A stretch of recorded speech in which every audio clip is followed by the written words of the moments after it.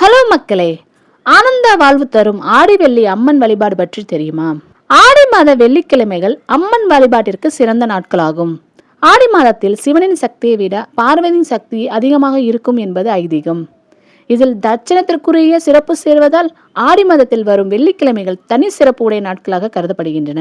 ஆடி மாத வெள்ளிக்கிழமைகளை அம்மனை எவ்வாறு வழிபட வேண்டும் என்று இந்த காணொலியில் காணலாம் வாங்க. ஆடி வெள்ளிக்கிழமைகளில் சுமங்கலி பெண்கள் கணவனின் ஆயுள் அதிகரிக்கவும், திருமணமாகாத பெண்கள் விரைவில் திருமணம் கைகூடி வரவும் விரதம் இருந்து அம்மனை வழிபடலாம். சுமங்கலி பெண்கள் மஞ்சள் பூசி குளித்து மகாலட்சுமியை வழிபட்டால் வீட்டில் செல்வம் சேரும், மாங்கல்ய பலம் கூடும் என்பது ஐதீகம். பெண்கள் துளசி பூஜை செய்து வந்தால் நினைத்தது நிறைவேறும், வீட்டில் சகல செல்வங்கள் குவியும், நீண்ட ஆயுள் கிடைக்கும். ஆடி மாத வளர்பிறை வெள்ளியில் வீட்டில் சிறப்பு பூஜைகள் செய்து 10 வயதிற்குட்பட்ட சிறு பெண் குழந்தைகளை அம்மனாக பாவித்து உணவு கொடுத்து வெற்றிலை, பாக்கு, பழம், மஞ்சள், குங்குமம், கண்ணாடி வளையல் கொடுத்தால் லட்சுமி கடாட்சம் பெருகும்.